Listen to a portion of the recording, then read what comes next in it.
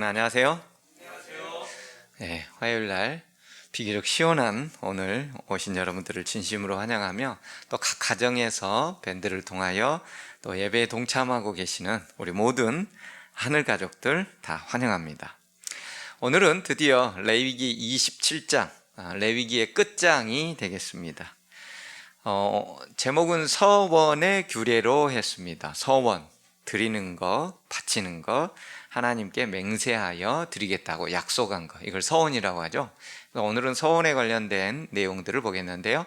자, 우리 다시 한번 레위기 전체 구조를 한번 보도록 하겠습니다. 제일 가의 껍질에가 뭐가 있다고요? 제사와 절기가 있다고 그랬어요. 그래서 1장부터 7장까지 번제, 소제, 화목제, 속건제, 속죄제, 그 다음에 마지막에는 일곱절기와 안식년, 희년, 이게 이제 주로 제일 껍질을 이루고 있습니다.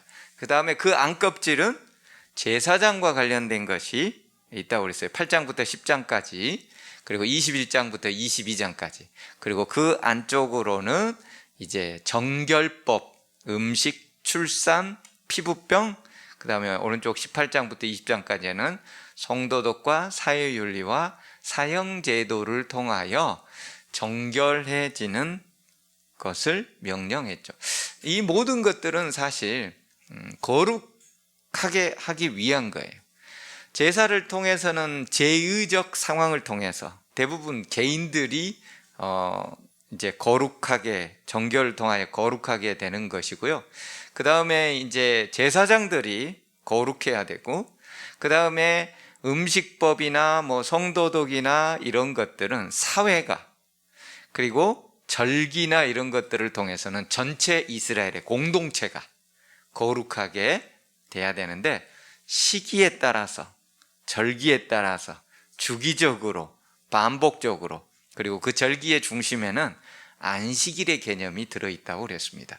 그래서 창세기부터 모세오경에서 핵심적인 것들을 계속해서 하나님은 안식일을 통하여 중점적으로 말씀하고 있는데, 특별히 레위기서에도 일곱절기의 핵심은 안식년과 희년 모든 걸 포함해서 7이라는 구성을 가지고 안식일을 강조해 놓고, 오늘날에는 이 안식일의 개념 가운데 절기와 이 모든 것들이 다 들어있다고 그랬어요. 그리고 레위기에서 가장 중요한 장은 16장, 17장 대속죄일, 우리가 어떻게 정결하게 되고 우리가 어떻게 그 정결함을 통하여 속죄를 받고 거룩하게 될 수 있는 것인지, 그리고 그 거룩하게 되는 것을 거부했을 때는 더 이상 하나님의 백성이 아닌 이스라엘에서 끊어지리라는 내용이 나와 있습니다. 자, 이게 이제 레위기 전체 구조 가운데서 지난 우리가 화요일 날에는 축복과 저주를 배웠고요. 오늘은 이제 그 27장 마지막 서원과 관련한 규례를 배우도록 하겠습니다. 자, 레위기 27장 1절로부터 제가 8절까지 읽겠습니다. 여호와께서 모세에게 말씀하여 이르시되 이스라엘 자손에게 말하여 이르라. 만일 어떤 사람이 사람의 값을 여호와께 드리기로 분명히 서원하였으면 너는 그 값을 정해 주어라. 네가 정한 값은 20살부터 60살까지 남자면 성소의 세겔로 은 50세겔로 하고, 여자면 그 값은 30세겔로 하며, 5살부터 20살까지 남자면 그 값은 20세겔로 하고, 여자면 10세겔로 하고, 1개월부터 5살까지 남자면 그 값은 은 5세겔로 하고, 여자면 그 값을 은 3세겔로 하며, 60살 이상은 남자면 그 값은 15세겔로 하고, 여자는 10세겔로 하라.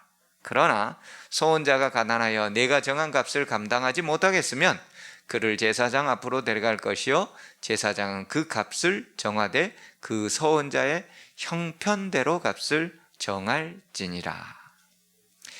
서원에 관련된 규례 가운데 첫 번째, 사람이 바치겠다고 하면, 내가 사람을 바치겠다 하면 사람의 값을 여호와께 드리기로 서원하였으면 이라고 해서 사람을 바치는 거예요. 자, 여기 여러분이 읽어보니까는 보통 20살부터 60살까지 남자는 성소세겔로 50세겔, 여자는 30세겔로 정해져 있습니다. 이렇게 보면은 뭐 이렇게 언뜻 읽으면, 이렇게 대충 읽으면 하나님께서 남자와 여자를 차별하시는가? 라는 생각을 갖게 하는데, 그 차별의 의미가 아니고 그 당시에 노동력이 유일한 것입니다. 이 노동력이 유일한 것이기 때문에 대체적으로 남자들이 가서 일하는 것의 양이 많고 더 또 그 무거운 것을 더 질 수가 있고, 그런 의미에서 노동력의 그 값이 남자가 더 나가기 때문에 50세겔로 하고 여자는 30세겔로, 모든 연령대도 다 마찬가지. 자, 여기서 그러면은 은 1세겔은 얼마나 할까요?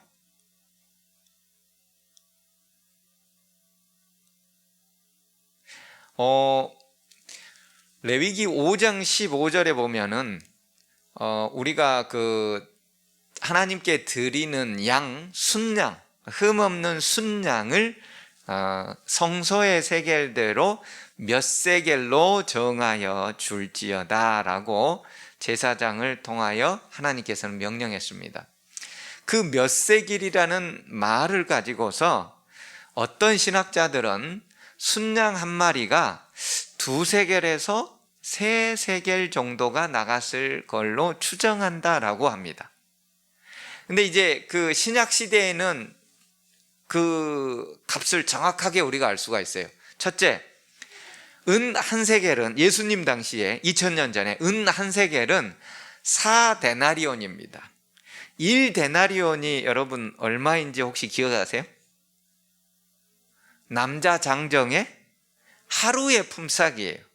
그러면은 은 한 세겔이 4데나리온이면은 은 한 세겔은 며칠 품삯이에요? 남자 장정의 4일치 품삯이에요. 오늘날 남자 장정이 보통 평균 얼마나 받죠?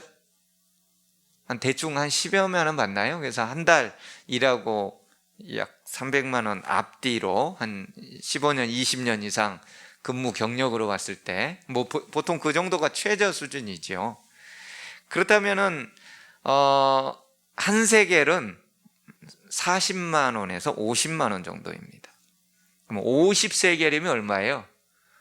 40만 원으로 잡으면 2천만 원이고 50만 원으로 잡으면 2,500만 원이에요.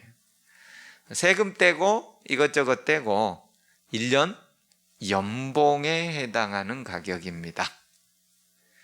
그것도 노동자니까, 부자들은 뭐 2천만 원이 큰 돈이겠습니까? 근데 노동자들의 품삯이기 때문에 어때요? 2천만 원이면 안 먹고 안 쓰고 1년 내내 해가지고 겨우 얻을 수 있는 돈이에요. 즉 50세겔은 적지 않은 돈입니다. 결코 적지 않아요. 자, 그러면 우리가 여기서 하나님께 서원하였으면 이라는 말이 무슨 말일까요? 하나님께 무조건 다 서원해야 됩니까? 너 50세겔 1년에 50세겔씩 받죠? 가망 없죠. 1년에 50세겔을 누가 어떻게 바치겠어요? 불가능하죠. 이 서원하였으면 여호와께 어떤 사람이 말이야, 만일 어떤 사람이 하나님께 여호와께로 드리기로 서원하였으면 이라는 말은 무슨 의미냐면 자원하여 내가 하나님께 뭘 바치겠다는 말이에요. 즉 말해서 하나님, 제 아내가 이렇게 병이 걸려가지고 어떤 의사에게 가도 아무런 해결 방법이 없고 점점 악화되어 가는데 하나님, 제 아내 낫게 해주신다면 제가 여기 이제 사람을 바치겠다고 했으니까 막내 아들을 바치겠습니다. 그렇게 얘기하는. 근데 막내 아들을 바치겠다고 했으면 여기는 이제 세겔로 정해졌으니까 그러면은 20살 먹었으면은 50세겔을 성전에다가 내라는 거예요. 그런 의미입니다. 자, 그래서 이 서원한다는 말은 하나님께 뭔가 간절한 어떤 소망이 있을 때 그것을 통하여 하나님 내가 이렇게 바치겠습니다. 이렇게 드리겠습니다. 우리 자식 대학 합격하면, 우리 집에 자녀를 주신다면 드리겠습니다 라고 하는 것이 서원이에요. 그러니까 이건 절대적으로 자원하는 것입니다. 이건 절대 하나님께서 의무조항이 절대 아닙니다. 내가 뭔가 감동이 있어가지고 서원하기로 하면은 그것을 드려야 되는 거예요. 자, 그런데 우리가 여기서 그 사람을 드린다는 말과 그 다음에 그 사사기에 보면은 자기 딸을 하나님께 바치겠다라고 얘기했던 사사가 있지요. 입다죠. 예. 입다가 전쟁터에 나갔다가 내가 승리하게 만들어 주신다면 내가 나를 맞으러 나오는 가장 첫 전제를 하나님께 바치겠습니다. 이게 소원이에요. 근데 전쟁에 가고 승리하고 돌아왔어요. 근데 누가 나와버렸어요? 그것도 무슨 딸요? 외동딸이 나와가지고, 무남 동녀의 외동딸이 나와가지고 아버지가 전쟁에서 승리하고 온 것을 기뻐하고 다른 뒤에 있는 처녀들과 함께 엄청 기뻐하면서 나오는. 자, 그랬을 때 어떤 학자들은 그러면 하나님께 바쳐진다는 것은 제물로 드려서 바쳤을 것이다, 인신공양, 그렇게 얘기하는 학자들이 있는가 하면 레위기 27장의 서원과 관련된 규정을 보면은 사람을 죽여서 바치는 개념이 아니라 뭐예요? 성전 값으로 바치는 것. 두 번째, 거기에 보면은 그 딸이 처녀로 죽음을 인하여 애곡하였더라 라는 표현을 보면은 이게 성전에 바쳐져서, 성전에서 레위인들처럼 성전에서 이제 일하는 존재, 물 깃고 장작 패고, 제사장 역할은 이제 양 잡는 데 도와주고 뭐 이렇게 기름 조치해주고 이런 것이 제사장의 역할이니까 그 이외에 성전에서 할 수 있는 여러 가지 일들을, 또 뭐 보쌈도 해야 되고, 그 다음에 뭐 그 보수 수리할 때 천 같은 것은 여성들이 해야 될 거 아니에요?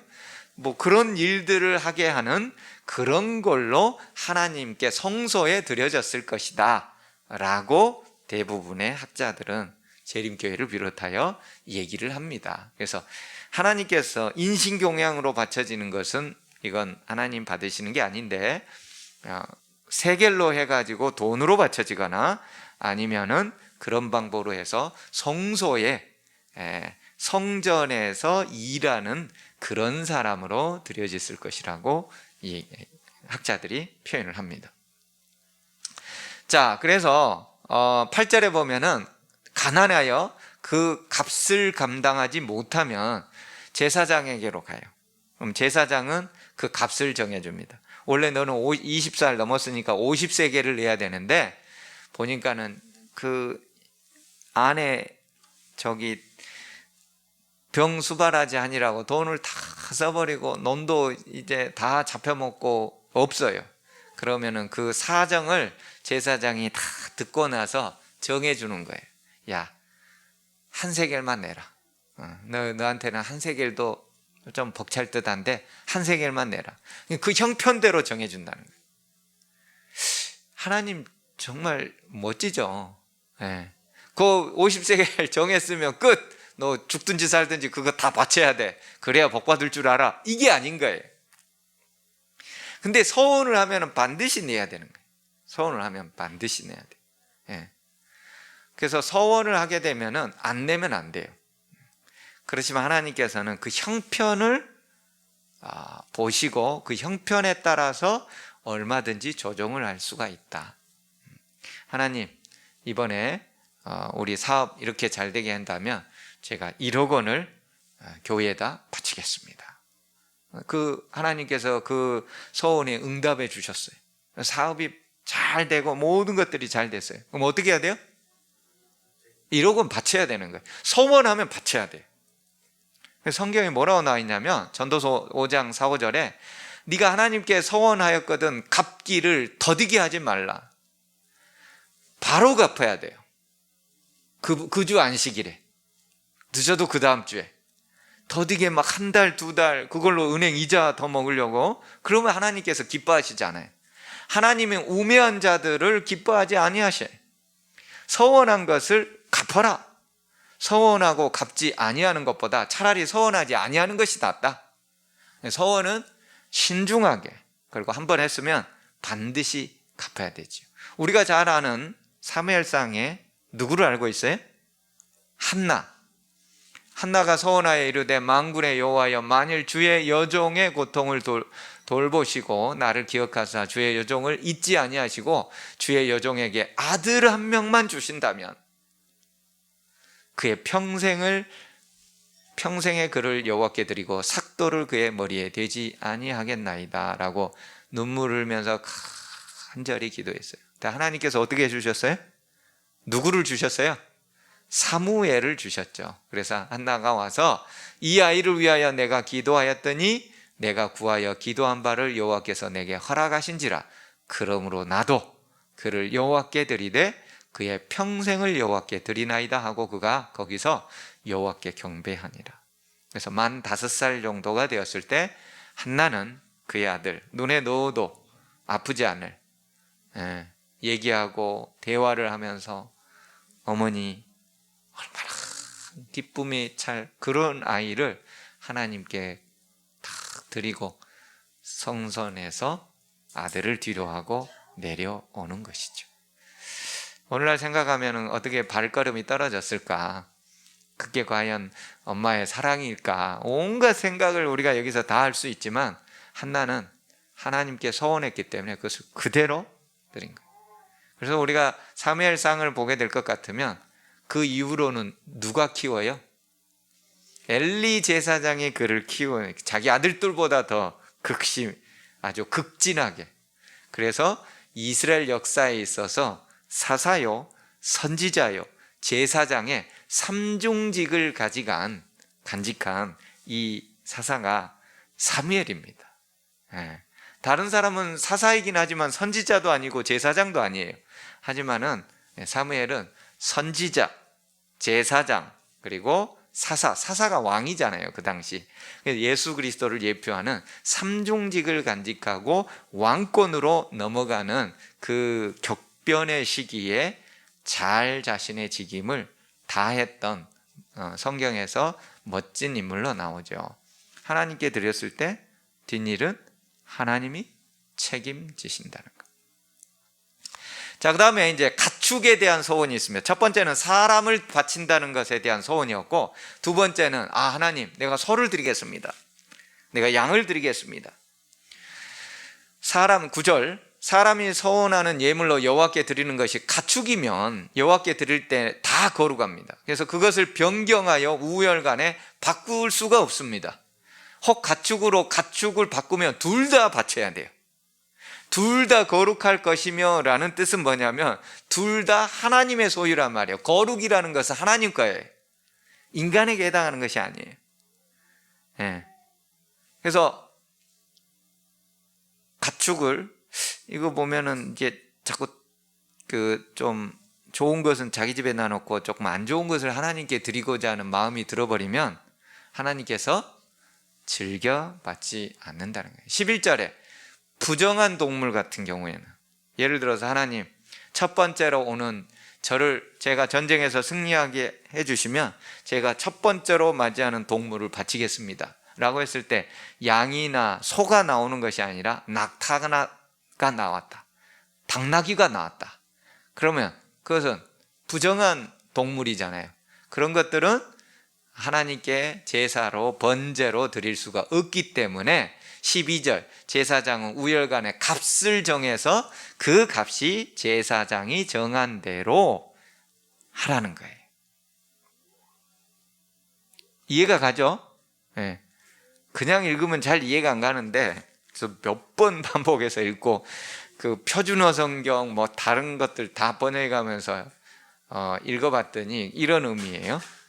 그런데 13절, 만일 그가 그것을 물으려면, 그런데 낙타가 나를 맞이하러 왔는데 우리 집에 낙타 한 마리밖에 없어. 그리고 그게 생계의 기반인 거예요. 이 낙타가 없으면 어떻게 돼요? 먹고 살 길이 없어. 그럴 때는 물러주겠다 이 말이에요. 네. 근데 물을 때는 어떻게 해야 돼요? 13절에 네가 정한 값에, 그러니까 낙타가 예를 들어서 뭐 한 20세겔이었다. 그러면은 그 20세겔에다가 5분의 1을 더해가지고 하나님께 바치라는 거예요. 그러니까 실제적으로는 서운한 것을 그대로 내는 게 좋아요.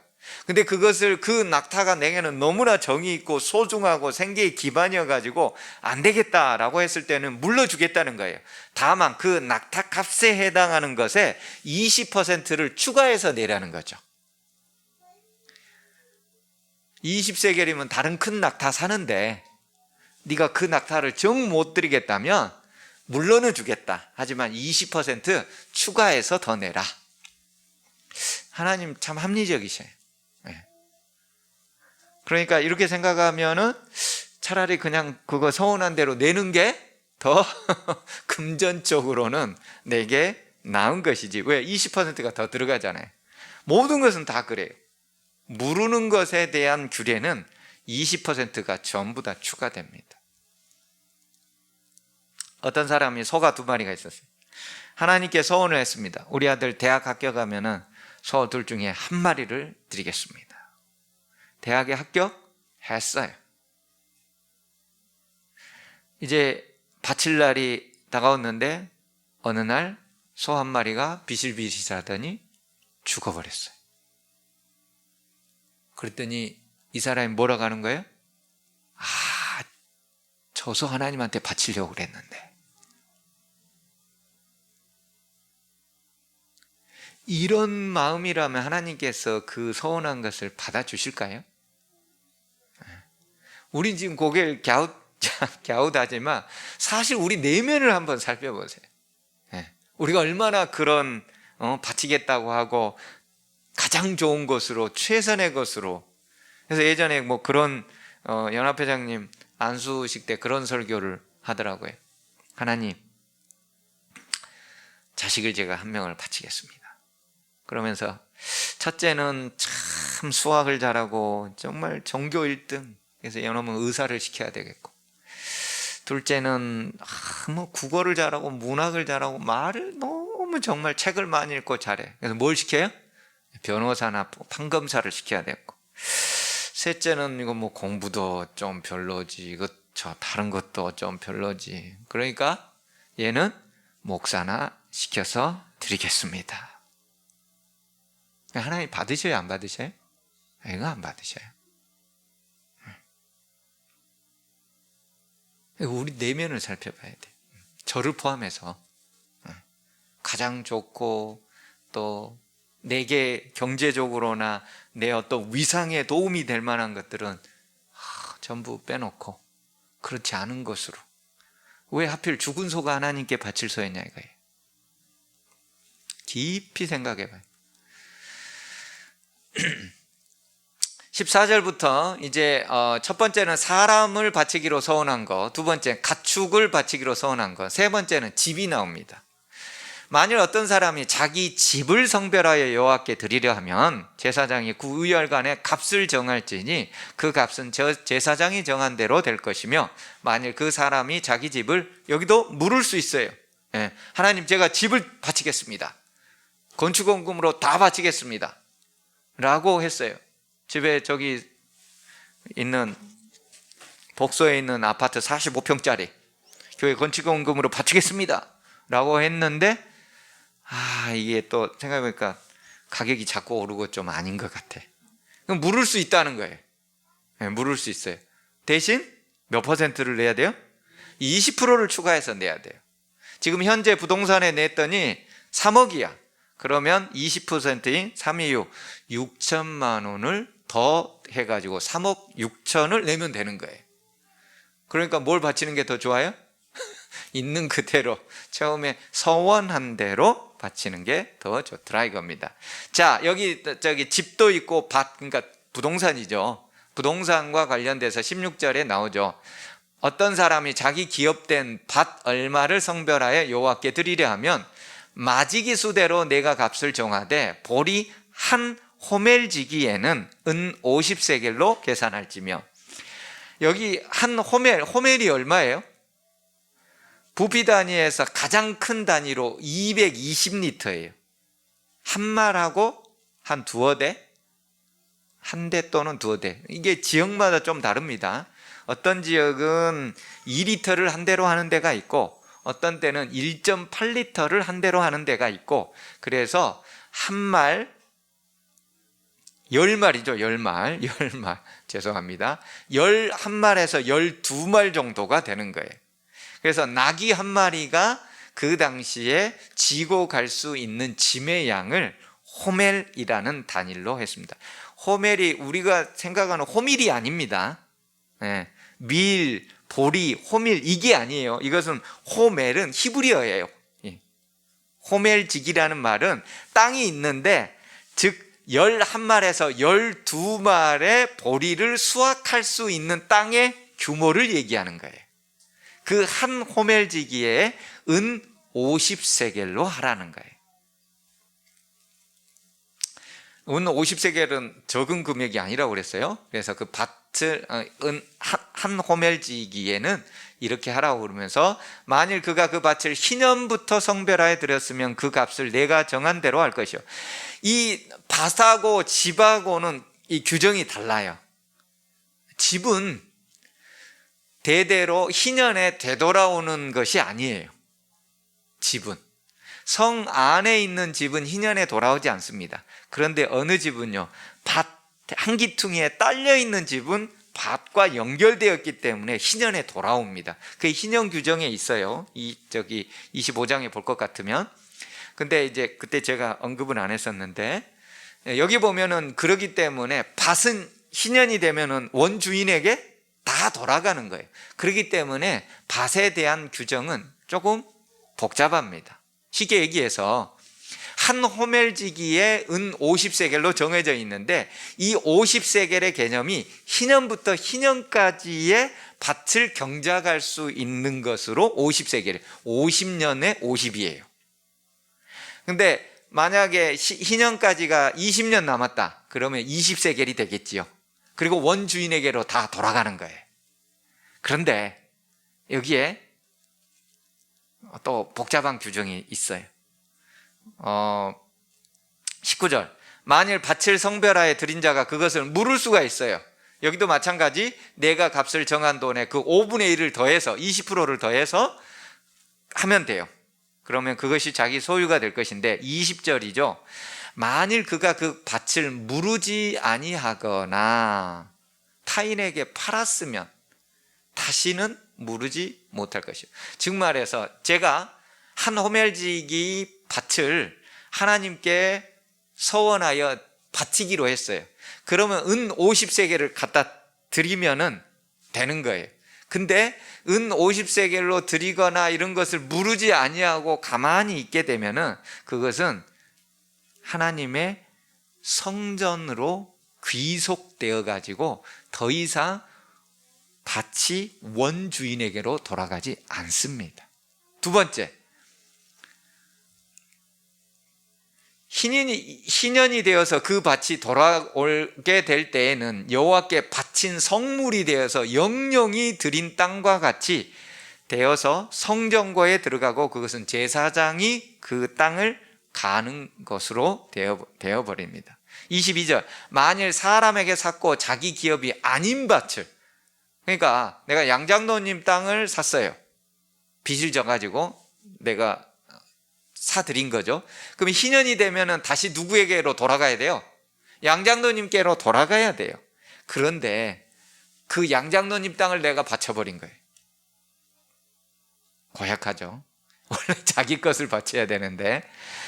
그래서 기업이 아닌 밭을 여호와께 성별하여 드렸으면, 23절, 너는 값을 정하고 제사장은 그를 위하여 희년까지 계산하고 그는 내가 값을 정한 돈을 그 날에 여호와께 드려 성물로 삼을지니. 즉 말해서 저런 남의 것을 바친 것은 세겔로 돈으로 환산해서 바치도록 하라는 거예요. 그래서 24절 그가 판 밭은 희년에는 그 판 사람 양장로님 그 원주인에게로 되돌아가도록 해주라는 거예요. 그래서 밭은 부동산의 경우에는 희년 규정 때문에 원주인의 것을 바쳤느냐, 아니면 다른 사람을 잡아가지고 내가 잠깐 소유로 희년에 돌려줘야 될 것을 바쳤느냐에 따라서 규정이 다른데, 어쨌든 대체적으로는 돈으로 바치도록 했고, 그런 규정을 무시하고 바쳤음에도 돈으로도 안 하고 아무것도 안 하고 있다. 그러면 그것은 이제는 대물림 되지 않도록 제사장 기업으로 여호와의 성전에 드려져서 더 이상 대물림이 안 되게 돼버리는 것입니다. 한번 서원하면 그러니까 무조건 지켜야 돼. 안 그러면은 자자손손이 그 땅을 잃어버리게 되는 것입니다. 얼마나 서원을 신중하게 해야 되고, 그리고 한번 하나님께 약속한 것은 반드시 지켜야 된다는 것을 하나님께서 아주 신중하게 교육시키고 있는 거예요. 25절에 또 네가 정한 모든 값은 성소의 세겔로 하되 20게라를 한 세겔로 할지니라. 이 세겔은 세 종류가 있다고 그랬습니다. 첫째, 여기 나온 대로 성소의 세겔이 있습니다. 약 9에서 10g 은입니다. 조그만하죠. 두 번째, 일반 세겔이 있습니다. 일반 세겔은 시장에서 이제 장사들이 일반적으로 하는 것입니다. 그러니까 요셉이 뭐 얼마에 팔렸다더라, 은 30에 팔렸다더라, 이런 것들은 다 일반 세겔이에요. 세 번째, 왕의 세겔이 있습니다. 왕의 세겔이 가장 무겁습니다. 13g 정도 하고요. 그 다음에 일반 세겔이 11.4g으로 그 다음 무겁고요. 그 다음에 성소의 세겔은 9.5에서 10세겔 정도, 10세겔은 조금 안 되는 것 같아요. 9.5세겔로 하고, 이게 성소의 세겔이 가장 은이 작습니다. 그래서 하나님께서는 일반인들이 거래하는 것보다 성소의 세겔이 조금 더 작게 함으로써 그 세금 하나님께 바쳐지고 하는 이런 모든 것들도 부담이 경감되도록 하셨어요. 근데 이 세겔 얘기하다 보면은 또 뭐 혹시 생각나는 이야기가 있나요?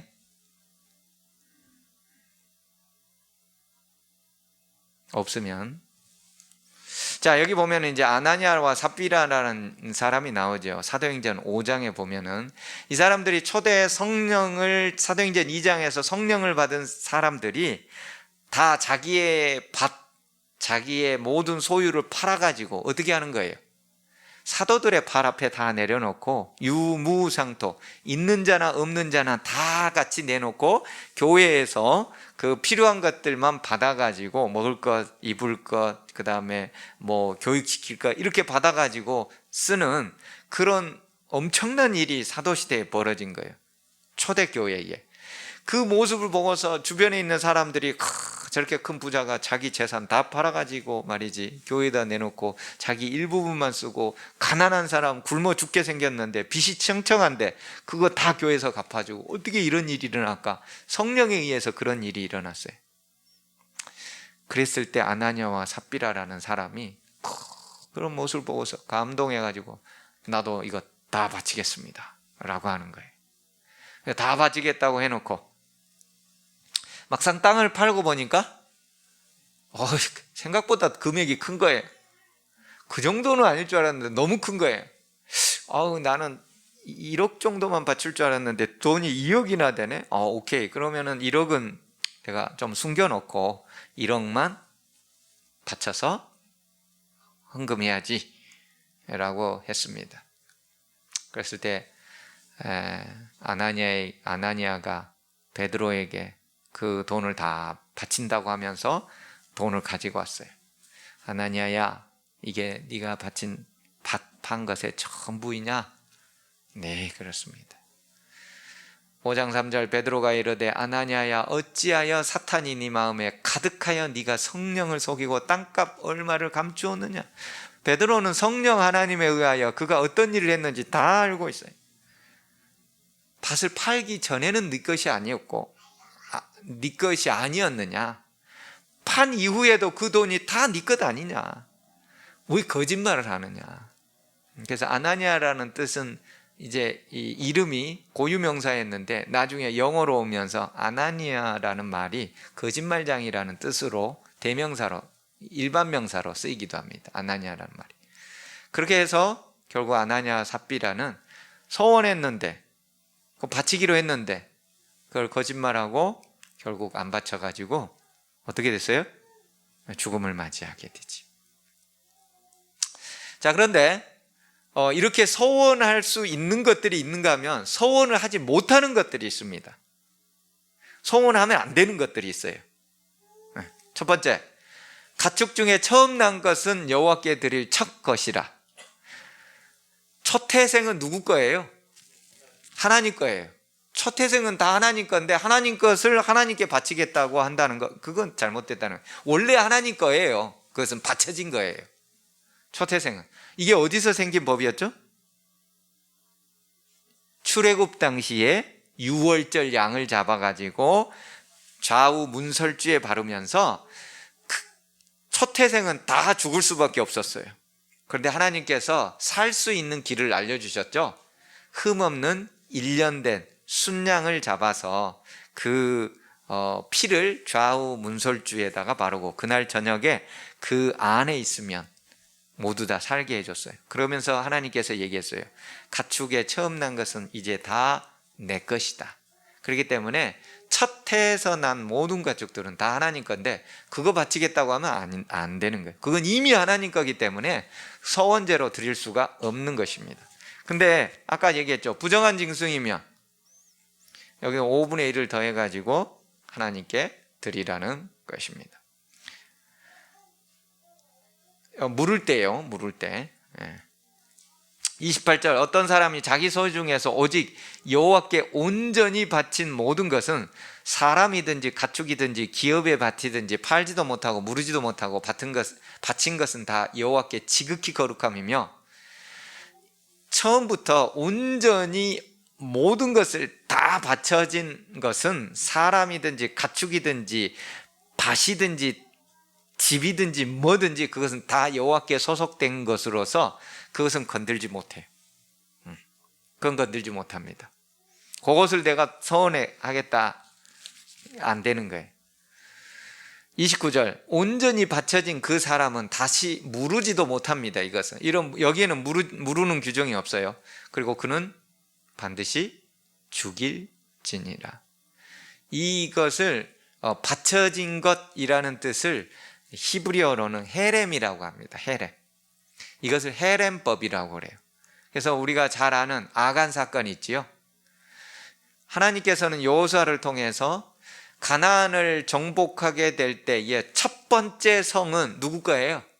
하나님의 것이에요. 이것은 전부 다 하나님의 것이에요. 사람이나 가축이나 돈이나 물건이나 모든 것은 다 하나님의 것으로서 번제로 다 하나님께 바쳐서 태워서 드리거나 생명이면 다 없애야 돼요. 네. 하나님께서 라합 같은 경우는 기회를 주셨죠. 즉 그 여리고성에서 살 수 있는 기회를 다 주셨어요. 얼마만큼요? 하루에 한 바퀴 돌 때마다 기회를 주는 거예요. 그 다음날도 한 바퀴 돌면서 기회를 주는 거고 부들부들 떨면서 뭐 해야 되는데 빨리 항복하고 나와서 살 길을 찾아야 돼요. 왜? 그 모든 여호와에 대한 그런 소문들과 이런 모든 것들이 이미 다 알려져 있는 상황이었기 때문에. 근데 끝까지 버티는 거예요. 싸우려고. 그랬을 때 그들이 이제 죽음을 맞이하는데 그 죽음을 맞이하게 될 때에 그들은 죽었지만 이스라엘 백성들은 그 모든 것들을 다 없애야 됐어요. 이게 바쳐진 거예요. 헤렘이라고 합니다. 여리고성의 모든 것은 하나님께 바쳐진 첫 열매로서 가나안에 들어가는 첫 열매로서 하나님께 다 바쳐진 것이다. 절대 이것을 건들지 마라. 그랬는데 아간이 어떻게 한 거예요? 시날산의 아름다운 외투 한 벌. 우리로 하면은 이때리째 밍크 코트 2천만 원짜리. 거기다 은 200세겔. 아까 은 50세겔만 하더라도 1년 연봉이 연봉이라고 그랬죠? 그러니 200세겔이면 4년치 연봉인 거죠. 거기다가 금덩이 50세겔. 뭐 은과 금의 차이는 또 엄청나잖아요. 어마어마한 돈을 보고서 이것을 감춘 거예요. 그랬을 때 아간이 어떻게 됐어요? 하나님께서 또 기회를 줬죠. 여호수아를 통하여 제비뽑기를 하잖아요. 제비뽑기를 해서 지파가 뽑혀요. 그 지파 뽑힐 때 아간이 어떻게 해야 돼요? 내가 빨리 죄를 졌다고 빨리 나가야 되는데 안 나가. 이 사건으로 인해서 아이성 전투에서 철저히 패배하고 수천 명이 죽잖아요. 하나님의 백성. 이 때문에, 이 사람 때문에 수천 명이 죽어요. 빨리 자복하고 나와야 되는데 안 나오는 거예요. 지파가, 족속, 그 다음에 가문, 이제 심지어 그 아버지, 할아버지가 정해지고 지금이라도 나와야 되는데 끝까지 안 나와요. 제비뽑기 했을 때 아간에게 딱 당첨됐을 때 네가 무슨 죄를 저질렀느냐? 제가 아름다운 시날산 외투 한 벌, 은 200세겔, 금 50세겔의 금덩어리를 제가 숨겼습니다. 가서 직접 지시를 해가지고 직접 가서 파보라고 그래요. 그래서 가서 증거물을 가져왔어요. 네가 어찌하여 하나님께 바쳐진 것을 네 것으로 했느냐? 그러므로 네가 바쳐지리라. 하나님께 바쳐진 것을 간직하면 그 사람이 바쳐집니다. 이게 그 말이에요. 29절. 온전히 바쳐졌는데 그 무르지도 못하는데 그것을 자기 것으로 했을 경우에 그 사람이 죽음으로써 하나님께 바쳐진, 이게 헤렘법입니다. 이 레위기서의 이 헤렘법 27장 28절 29절에 나온 것이 바로 아간 사건에 바로 직접적으로 적용이 되는 그러한 일이었습니다. 서원 신중하게 해야 되겠죠. 서원 하면은 어떻게 해야 돼요? 반드시 하나님께 바쳐야 돼요. 이번 주 안식일 날 헌금이 좀 많이 들어올까요? 자, 그리고 마지막으로 이제 11조에 관련된 규정들이 있습니다. 10분의 1은 여호와의 것이니까 이거 서원으로 바칠 수 없습니다. 11금은 수입 또 작물의 열매의 10분의 1의 수입은 이거 하나님 것인데, 원래 하나님 것인데 이걸 가지고서 나 서원으로 바치겠습니다. 이거 안 된다는 거예요. 이 11조도 물을 수는 있습니다. 근데 31절에 보니까 11조를 물으려면 또 얼마가 필요해요? 20% 추가해서 물어야 돼요. 그러니까 내가 11조로 이제 20만 원을 내야 되는데, 내가 20만 원 못 내겠습니다 라고 하면 얼마를 내야 돼요? 20%를 더해서 내야 되는 거예요. 자, 그런데 여기 보면은 이제 32절에 보면은 모든 소나 양의 11조는 목자의 지팡이를 딱 나눠서 그 아래로 통과하는 것, 하나, 둘, 셋, 넷, 다섯, 여섯, 일곱, 여덟, 아홉, 10번째 딱 빼놓고 얘가 11조예요. 또 그 다음에 또 양들 지나가는데 아홉, 10번째 딱 11조예요. 좋든지 나쁘든지 10번째 되는 이것을 정해가지고 하나님께 딱 바치라는 거예요. 하나님 것으로 딱 드리라는 거예요. 근데 이상하니 10번째 되는 애들마다 막 튼실하고 건강하고 좋은 것들만 가. 비실비실한 것은 전부 다 7번째, 8번째, 1번째, 2번째 가고. 그러니까 사람의 마음이 어떤 생각이 드는 거예요? 용심이 인태양즉 자꾸 그런 생각이 드는 거예요. 그래서 하나님께서 그러지 마라. 33절, 그 우열을 가리거나 바꾸거나 하지 말라. 바꾸면 둘 다 거룩하니 그때는 무르지도 못하고. 둘 다 거룩하다는 말은 무슨 말이에요? 둘 다 바치라는 거예요. 그리고 그걸 바치지 않으면 안 돼요. 무르지도 못하는데 바치지 않으면 이거 뭐가 되는 거예요? 이거 헤렘법에 적용될 수 있어요. 즉 사람이 바쳐지는 거죠. 34절, 이것은 여호와께서 시내산에서 이스라엘 자손을 위하여 모세에게 명령하신 계명이니라. 시내산에서 이런 서원과 11조와 관계되어 있는 그런 규례를 하나님께서 내려주셨습니다. 서원 신중하게 해야 되고요. 서원이 없는 사람은 아마 많지 않을 겁니다. 우리가 어떤 간절한 일이 있을 때 얼마나 간절하게 기도해요. 하나님, 이번에 이것만 해주신다면 제가 어떻게 하겠습니다. 하나님, 제 자식 이렇게 해주신다면 제가 반드시 어떻게 하겠습니다. 이게 서원이에요. 그 서원은 함부로 해서는 안 되고, 만약 했다면 한나처럼 기꺼이 그것을 드려야 되고, 드리지 않을 경우에 물을 수는 있어요. 얼마를 더 내고요? 20%를 더 내고 물을 수 있어요. 근데 무르지 못하는 것들이 있다고요. 온전히 바쳐지게 된 것들은 헤렘법에 의하여 그건 무르지도 못해요. 그게 바로 여리고성 바쳐진 사건이었고, 그것을 하나님께 온전히 바쳐진 것을 내 것으로 하게 될 때는 하나님께서 헤렘법에 적용해서 처리를 하시겠다라고 했습니다. 자, 여러분, 하나님께서 왜 왜 이런 조항들을 두셨을까요? 이런 조항들 들으면 막 무섭잖아요. 이거 서원 괜히 했네. 근데 서원할 때는 우리가 괜히 하겠습니까? 얼마나 간절한 심령으로 합니까? 하나님, 애 한 명 갖게 해주신다면, 그러잖아요. 합격하게 해주신다면, 살려만 주신다면, 우리가 그때 서원을 하게 되죠. 하나님께서 들어주시는 경우가 종종 있어요. 종종 있어요. 그러면 그 다음에는 그 서원대로 하나님께서는 하시기를 원하시는데, 그 이유가 뭐예요? 우리를 살리시기 위해서예요. 하나님 그 돈 성전에 내면은, 교회에다 내면은 하나님이 하늘에서 온라인으로 가져가시나요? 아이고, 어디 삼배동 교회에서 돈 얼마 들어왔지? 라고 하면서 온라인으로 뽑아가셔요? 안 그러시잖아요. 그렇죠. 그래서 신명기에 보면은요, 3년마다 11조를 10%를 더 내라고 그랬어요.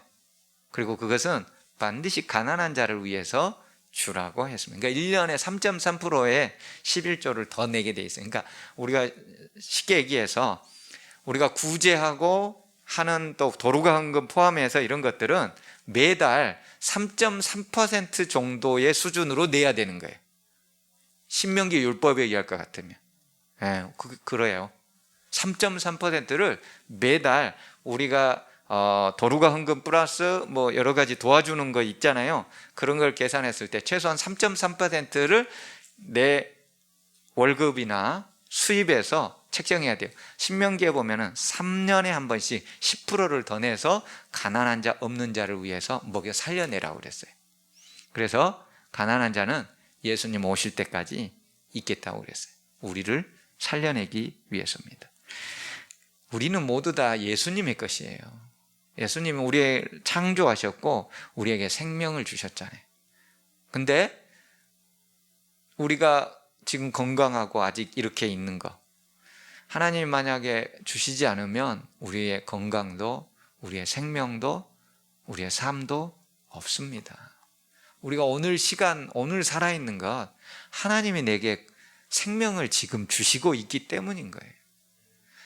그걸 생각한다면 하나님께 바치고 드리는 거 아깝지 않게, 그래서 내가 하늘과 연결되어 있다는 것을 나의 삶을 통하여, 서원을 통하여 보여주는 것이에요.